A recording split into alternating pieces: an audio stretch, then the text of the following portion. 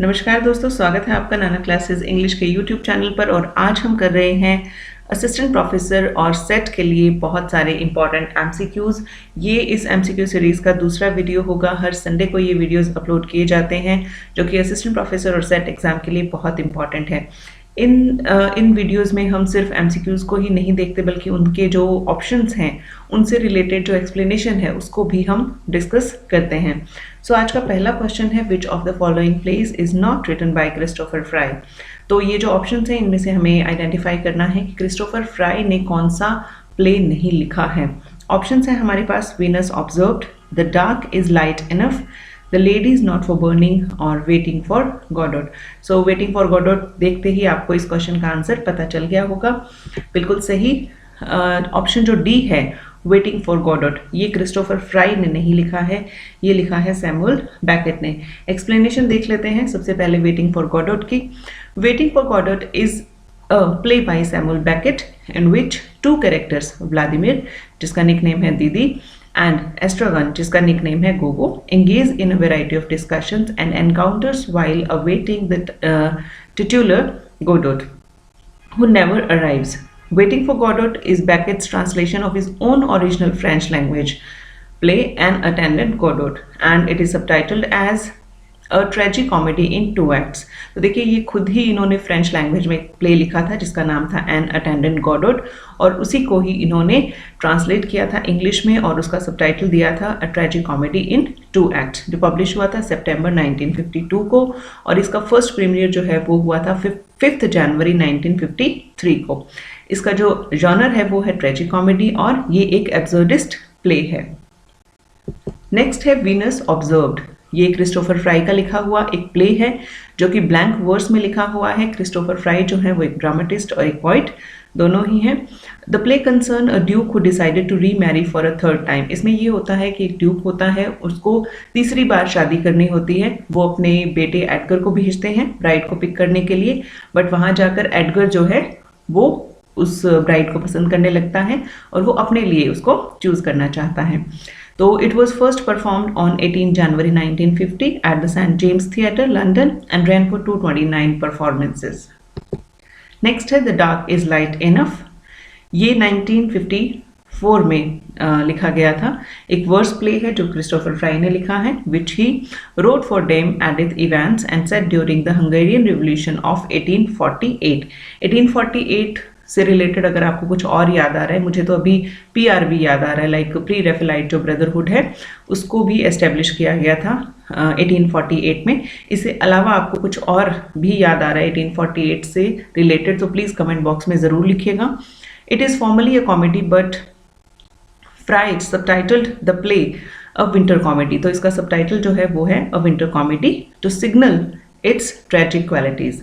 The play directed by Peter Brook premiered at Adwich Theatre in London, UK in May 1954। Next है The Ladies Not for Burning।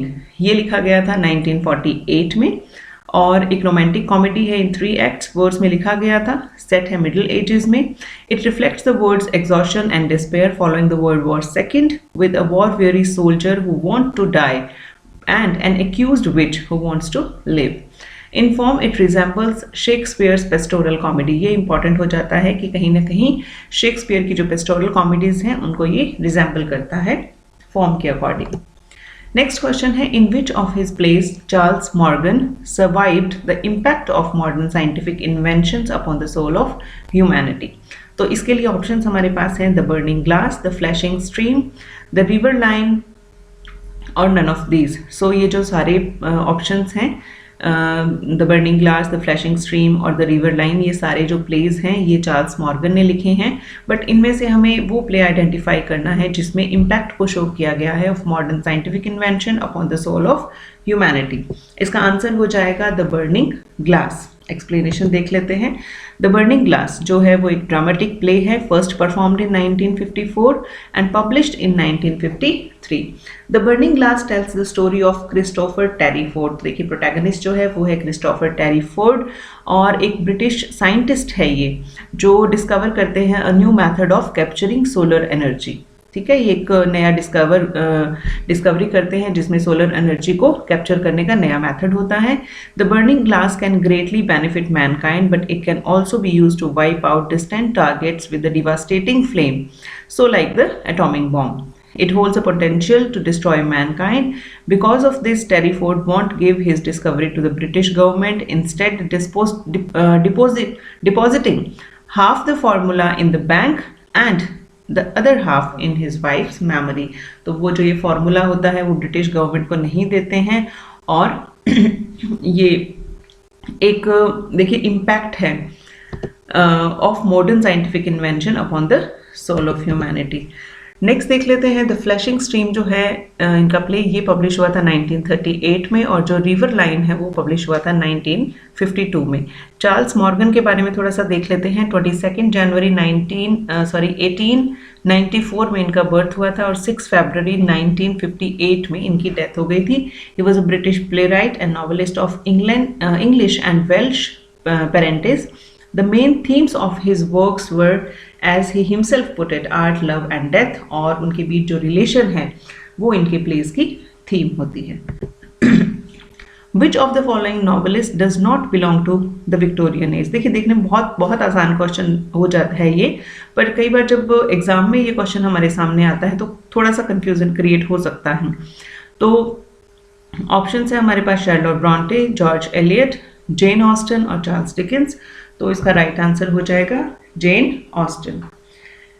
Explanation देख लेते हैं. Jane Austen जो है उनका birth हुआ था 16 दिसंबर 1775 को और डेथ हुई थी 18 जुलाई 1817 को. She was an English novelist known primarily for her 6 major novels. तो उनके 6 जो मेजर नॉवेल्स हैं उनके लिए जानी जाती हैं. और जो नॉवेल्स हैं उनको देख लेते हैं. सेंस एंड सेंसिबिलिटी है, ये पब्लिश हुआ था 1811 में. प्राइड एंड प्रेजुडिस पब्लिश हुआ था 1813, मैन्सफील्ड पार्क 1814, एमा 1815 और बाकी जो 2 प्लेज हैं इनके नॉर्थंगर एबे और परसुएशन जो है ये दोनों 1818 में पब्लिश हुए थे, पॉस्ट्यूमसली पब्लिश हुए थे. और एक इनका अनफिनिश्ड नॉवल भी है जिसका नाम है द वॉटसन्स. नेक्स्ट क्वेश्चन है, what is the another name of Oxford movement? तो देखिए ऑक्सफोर्ड मूवमेंट के बारे में हम सब ने सुन रखा है.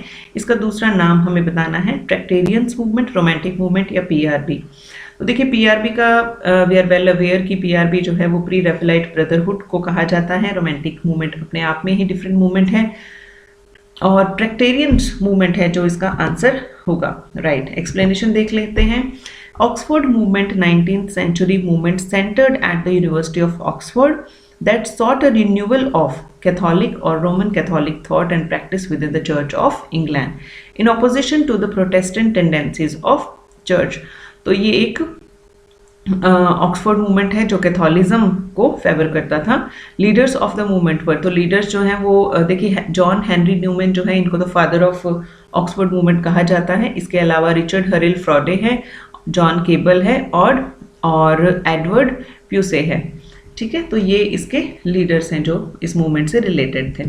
The ideas of the movement were published in tracts for the time. तो देखिए अब हम देखते हैं कि इनको ट्रैक्टेरियंस मूवमेंट क्यों कहा जाता है.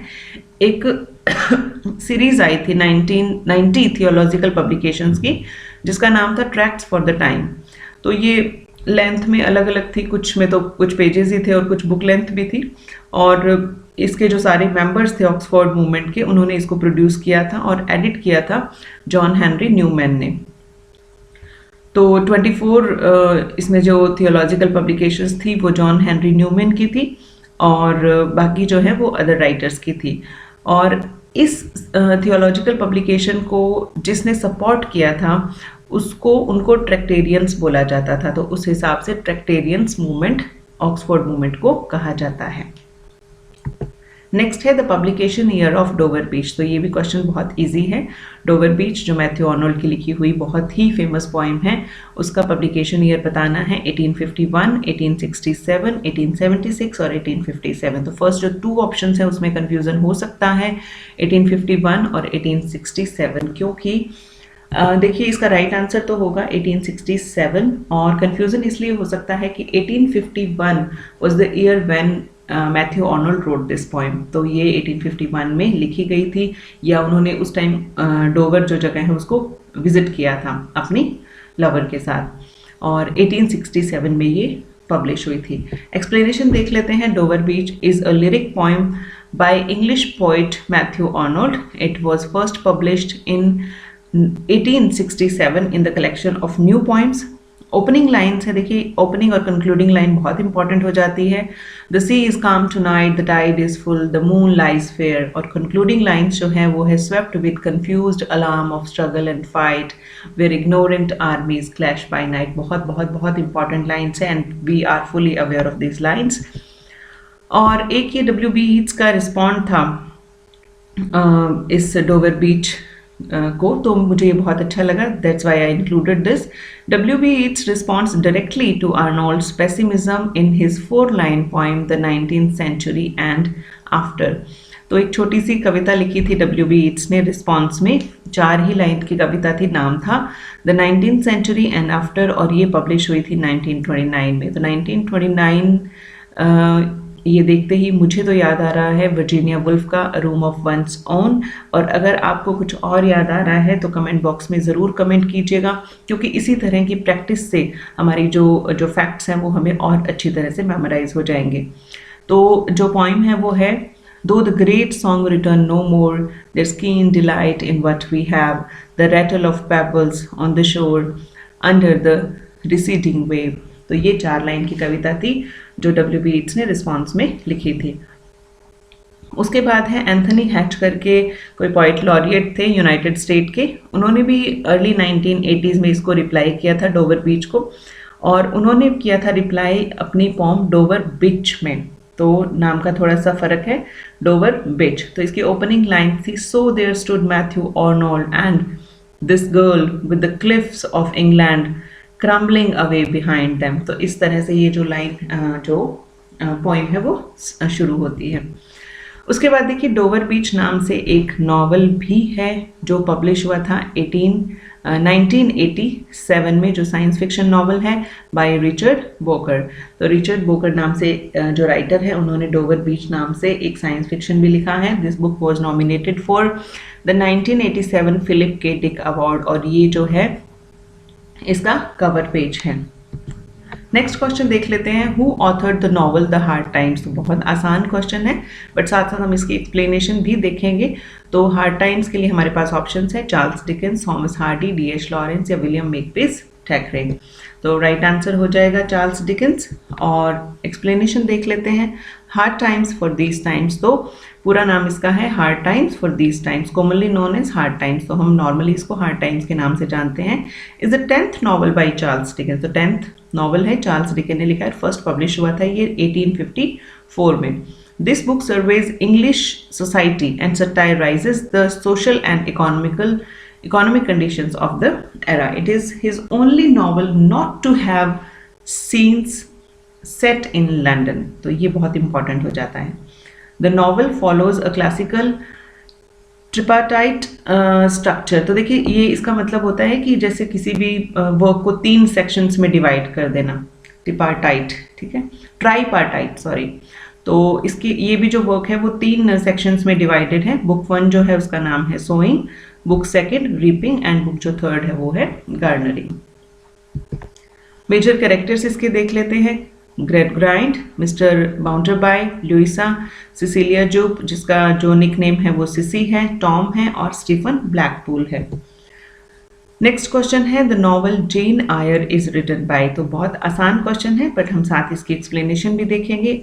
ऑप्शंस है एमिली ब्रॉन्टे, शार्लोट ब्रॉन्टे, जेन ऑस्टन और जॉर्ज इलियट। तो राइट आंसर हो जाएगा शार्लोट ब्रॉन्टे। तो देखिए शार्लोट ब्रॉन्टे के बारे में मुझे एक फैक्ट बहुत अच्छा लगा, that's why I am sharing it with you. Charlotte Bronte has been called the first historian of the private consciousness and the literary ancestor of writers like Marcel Proust and James Joyce. तो Jane Eyre की explanation देख लेते हैं। Original name Jane Eyre an autobiography, पूरा नाम इसका है Jane Eyre an autobiography. Author हैं इसकी शार्लोट ब्रॉन्टे, पब्लिश हुआ था 19 अक्टूबर 1847 में under the pen name Currer bell.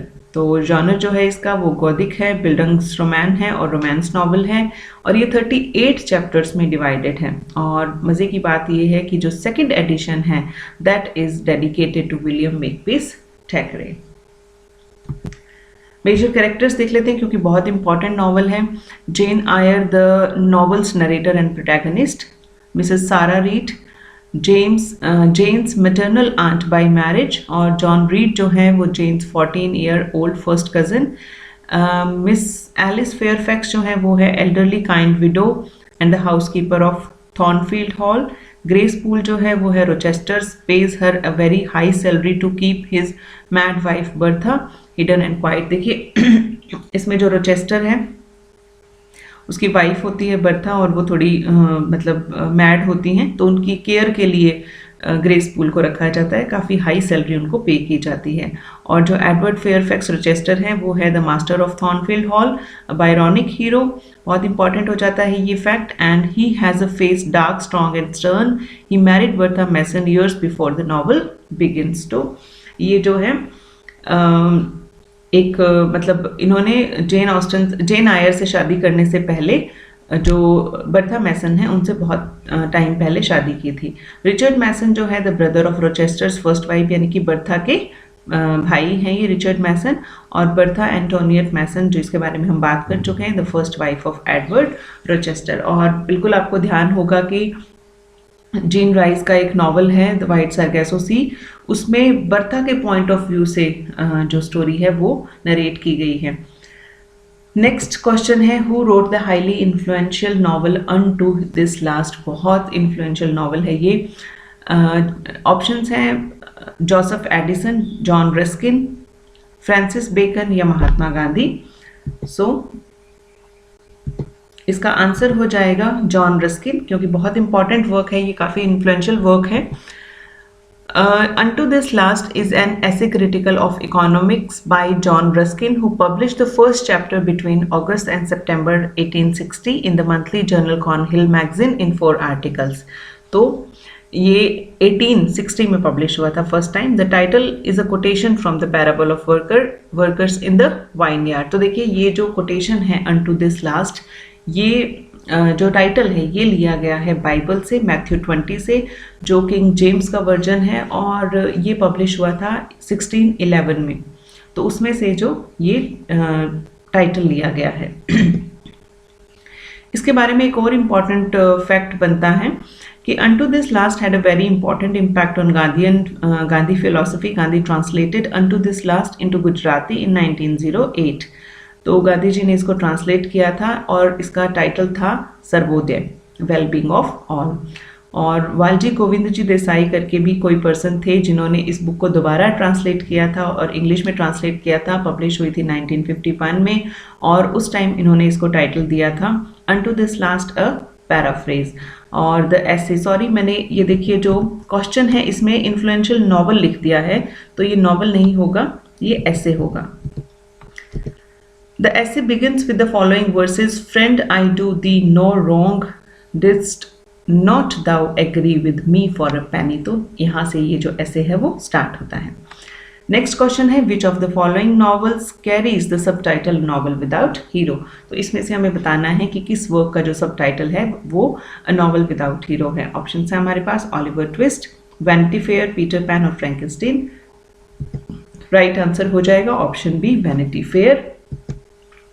Vanity Fair जो विलियम मेकपीस थैकरे ने लिखा है, इसका सबटाइटल है अ नॉवल विदाउट हीरो, और ये पब्लिश हुआ था 1948 में। तो देखिए इसी वीडियो में ये 2-3 वर्क हमें पता चले हैं। 1948 पहले भी हम कुछ डिस्कस कर चुके हैं। PRB जो है उसकी शुरुआत 1948 में मानी जाती है, और वैनिटी फेयर जो कि विलियम मेकपीस थैकरे ने लिखा है, सबटाइटल है उसका नॉवल विदाउट हीरो, वो भी 1948 में पब्लिश हुआ था। ऑलिवर ट्विस्ट जो है उसका सबटाइटल है द पैरिश बॉयज प्रोग्रेस, और ये चार्ल्स डिकेन ने का लिखा हुआ नॉवल है जो 1838 में पब्लिश हुआ था। फ्रैंकेनस्टीन जो है वो मैरी शेली का नॉवल है, इसका सबटाइटल है द मॉडर्न प्रोमीथियस, 1818 में पब्लिश हुआ था। आपको अभी याद होगा कि 1818 में जेन ऑस्टन जो है उनके 2 नॉवेल्स भी पब्लिश हुए थे, लास्ट 2 नॉवल, नॉर्थंगर एबे और परसुएशन। पीटर पैन जो है वो एक प्ले है, जेम्स बेरी ने लिखा हुआ है, इसका जो सबटाइटल है वो है the boy who wouldn't grow up, और ये परफॉर्म हुआ था इसका 1904 में, और ये पब्लिश हुआ था 1929 में। आज के वीडियो का लास्ट क्वेश्चन है, who is called the king of Victorian literature और the father of Victorian novel. तो बहुत आसान क्वेश्चन है, ऑप्शन है Joseph Conrad, William Makepeace Thackeray, Charles Dickens और अल्फ्रेड लॉर्ड टेनिसन। तो राइट आंसर हो जाएगा चार्ल्स डिकेंस। और अल्फ्रेड लॉर्ड टेनिसन जो है उनको representative point of Victorian era कहा जाता है, और फादर ऑफ विक्टोरियन नॉवल या the king of Victorian literature कहा जाता है चार्ल्स डिकेंस को। तो thank you very much for watching this video. Her Sunday को आपको ये वीडियो जो है वो अवेलेबल होते हैं, so keep practicing through the videos and stay connected.